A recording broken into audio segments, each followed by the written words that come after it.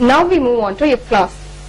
As we may make mistakes in the usage of if clause, we are going to study if clause in detail. If clause actually means it's a conditional clause. If means it gives a condition. If clause is a conditional clause. Here, if clause is usually called a subordinate clause, and you have a main clause in continuation. This if clause is divided into 5 types. Type 1 is possibility, type 2 is probability, type 3 is impossibility, type 4 is used for general factors, and type 5 is used for imaginary sentences. So now we go to these examples one by one. Example 1, that is for type 1, which is possibility. If you heat this metal, it will melt. This is the subordinate clause, which is the if clause, and that is the main clause.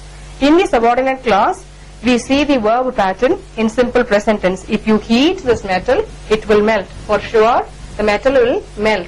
So when it is possible, when it is for sure, I am making a construction like this. So the if clause, first type of if clause, takes simple present tense verb in the subordinate clause, and simple future tense verb will melt. As you see in this example, it takes simple future tense verb in the main clause.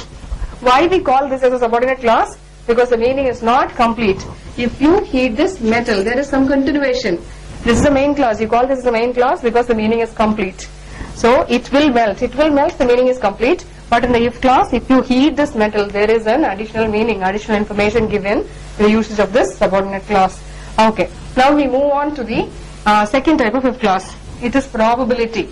If you heated this metal, it would melt. It is probability. It may melt or it may not. So it might melt. It is a case of probability. When you doubt something, when you are suspicious of something, you make this kind of an if clause, where you use simple past tense verb in the if clause, as you see in this example, heated, and conditional past in the main clause. What is conditional past? The usage of would along with a present tense root verb, as you see in melt. Okay, would melt in the verb phrase would melt. Would gives the conditional, would makes a tense, conditional tense, and melt is the present tense root. So the rule is, if the if clause has simple past tense verb, then the main clause must have conditional past tense verb. Now this clause also we have seen that when you are doubtful of something, you make this kind of a construction. Then type 3. Type 3 is impossibility, or which will not happen for sure. When you are hypothetical, when you are very sure that it cannot happen for sure, then you make this kind of a sentence. So in your imagination only, this kind of a sentence, this kind of a thing occurs. This kind of a concept you conceive in your imagination. So what you do, you make this kind of sentence. If you had heated this metal, that means you have not even made an attempt and you are making this kind of a sentence. So if you had heated this metal, it would have melted. Past perfect tense, had plus past participle verb makes the tense past perfect. So the verb structure here is past perfect, and the verb structure used in the main clause is conditional perfect. Have makes the tense perfect, and would tells the tense is conditional. Would plus have plus past participle formation of the root verb. Past participle form of the root verb makes the tense conditional perfect. So we have to be careful of the verb structure of all the if clauses. So when you use a simple present tense root verb in the if clause, you have to use only simple future so that it goes under type 1. If you use simple past tense verb in the if clause, then you have to use conditional past tense verb in the main clause. Then it gets into the second type of if clause, which is possibility.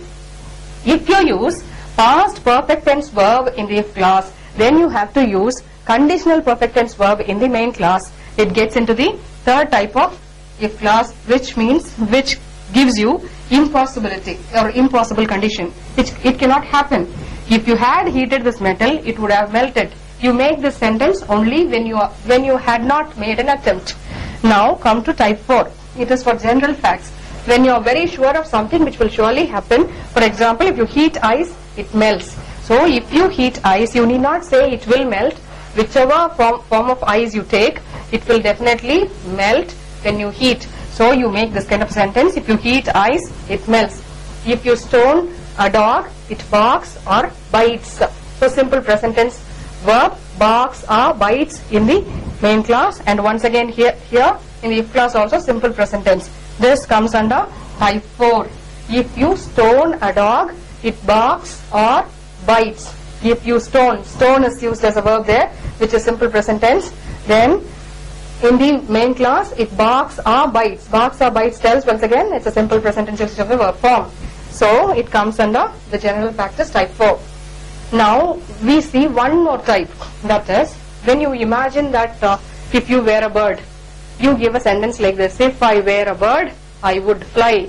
If I were the Prime Minister, I would do this. So when you cannot become such and such a thing or so and so, you make this kind of a sentence. Once again, in your imagination, you can call such type of if clause sentences as imaginary type of if clause, which can never happen in your life. This is hypothetical. In your imagination, you see the consequence and you make this type of a sentence, whereas that is totally imagination. You can classify that as the subordinate or subcategory of this third type also. Now we move on to one more example to go through all these types clearly. Let me take a chalk. If I drop this chalk, it will break. I am very sure if I drop this chalk, it will break. It is possible. If I drop this chalk, it will break. I am very sure this chalk piece will break, because the stuff of this chalk piece is like that. It will break for sure. Second type of a clause is probability. I am very doubtful, because when I write with this chalk piece, it gives a creaky sound and it looks like a stone also. Rather, I cannot write. So I make a sentence like this: if I dropped this chalk, it would break. I suspect or I doubt whether the stuff would break or not. So when the suspicion is there, when the doubt is there, I make a sentence like this, because I would have dropped 3 or more chalk pieces and they didn't break. So after that, I could make a sentence like this: if I dropped this chalk, it would break. Out of suspicion whether this chalk piece will break or not, I make this kind of a sentence. Then let me go to the third type of sentence. Somebody has already broken this chalk piece by making a trial. They have dropped this chalk and it is broken now, and they make a sentence like this. And out of their experience, I have learnt now, so I am making a sentence like this: if you had dropped, or if I had dropped this chalk, it would have broken. That means I will never drop this chalk. Probably I have only one chalk to write with. So I make a sentence: if I had dropped the chalk, it would have broken into pieces, so that I could not have written anything on the board. So I mean the third type of a clause, which will never happen. I see the breaking of the chalk piece only in my imagination, and I foresee the consequence of the act dropping, and I make this kind of a statement, or this kind of an if clause. That is third type of a clause, which will never happen. I see it is an impossible condition.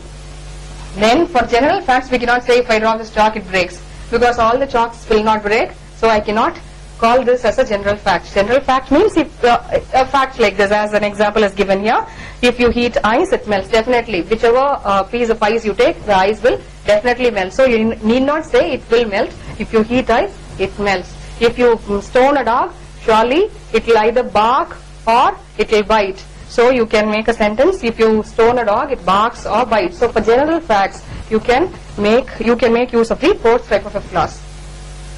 It's a continuation of a clause. Now, when we use a clause in negative sentences, how we have to use? We're going to see that. If you did not carry out this experiment, you would not comprehend the theory. What it means: if you don't carry out this experiment, you may not comprehend the theory. That is the idea conveyed. That is the meaning conveyed. So let us see the verb pattern. If you did not carry out, did tells it is past tense.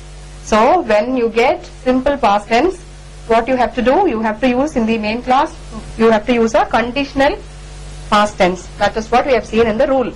So let us check whether that rule is satisfied. Did not carry out is past tense.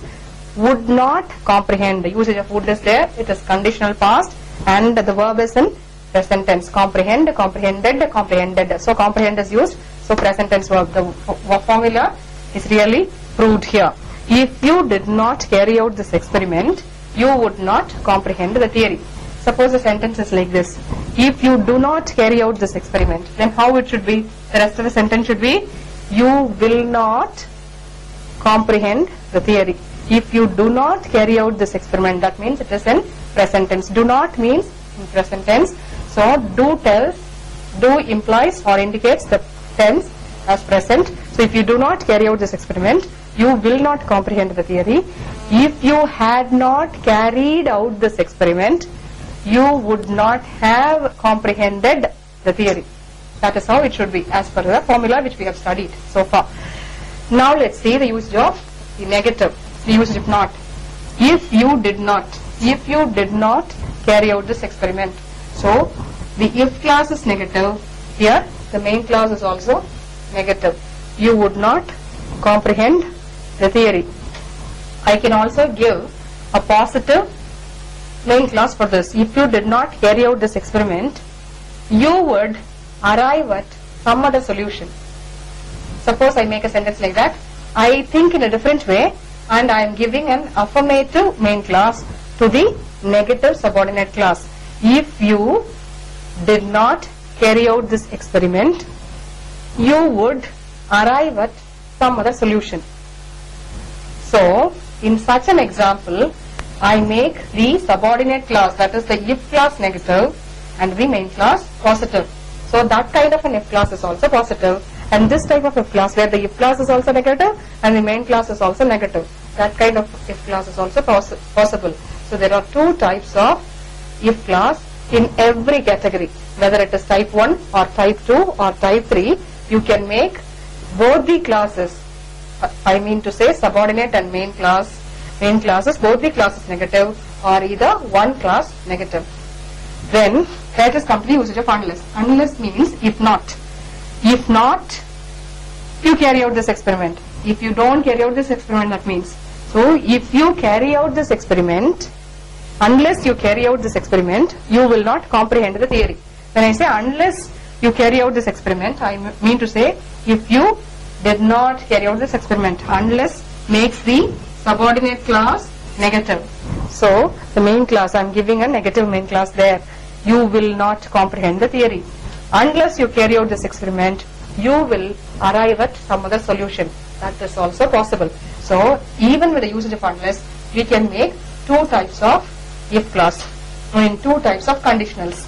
Unless you carry out this experiment is negative. The usage of unless tells you the clause is negative and you will not comprehend the theory. Once again, the main clause is negative. When I say unless you carry out this experiment, you will arrive at some other solution. The main clause, you will arrive at some other solution, the main clause becomes positive, and the subordinate clause, unless you carry out this experiment, remains negative. So this, like that, you can make two types of formation, like one negative, the other positive, one positive, other negative. This way also you can make, and both are positive in some cases.